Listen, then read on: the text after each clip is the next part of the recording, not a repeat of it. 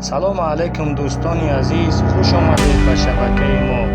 дар навори имрӯза Шералӣ Абдулқайсов, ҳунарманди маъруфи тоҷик, рӯзи 12 июл дар синни 70 солагӣ аз олам даргузашт.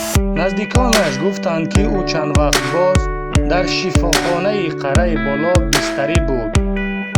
Абдулқайсов яке аз пайравони мактаби ҳунарманди маъруф Маҳмудҷон Воҳидов буд ва ба намоиши масъалаҳои ҳисоб дар жанри театр як бозингар яке аз нақшаҳои асосӣ дар филми Марди роҳи Давлат Худойназаров дар солҳои 1980 шӯҳрат ёфта буд.